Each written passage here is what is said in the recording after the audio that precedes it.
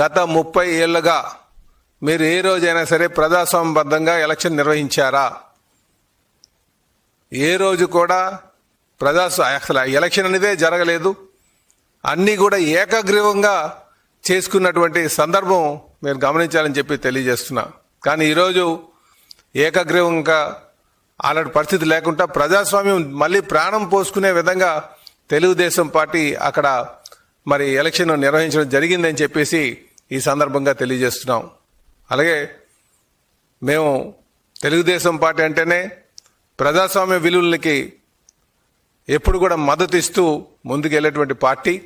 కనుక ఈరోజు ఏదైతే ఒంటిమిట్టలో జరుగుతున్నటువంటి జడ్పీటీసీ ఎలక్షన్ కావచ్చు, అలాగే పులివెందులో జరుగుతున్నటువంటి జడ్పీటీసీ ఎలక్షన్ కావచ్చు, చరిత్రని తిరగరాయబోతుంది.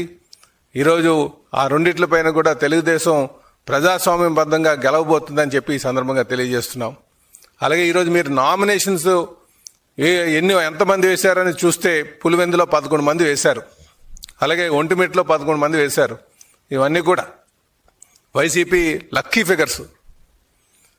గతంలో ఏ రోజైనా సరే పులివెందుల్లో నామినేషన్ వేసేటువంటి పరిస్థితి ఉందా అని అడుగుతున్నాం. ఈరోజు 11 నామినేషన్లు పడ్డాయంటే ఇదే ప్రజాస్వామ్యంకి నిలువెత్తు సాక్ష్యం అని చెప్పేసి ఈ సందర్భంగా తెలియజేస్తున్నాం. అలాగే అక్కడ ఎక్కడ కూడా ఎవరిని ఏ ఓటర్ని కూడా భయభ్రాంతులు గురి చేసేటువంటి పరిస్థితి కూడా లేదు. కేవలం వీరన్నీ కూడా వైసీపీ నాయకులు చేస్తున్నటువంటి ఆరోపణలు మాత్రమే అని చెప్పేసి తెలియజేస్తున్నాం.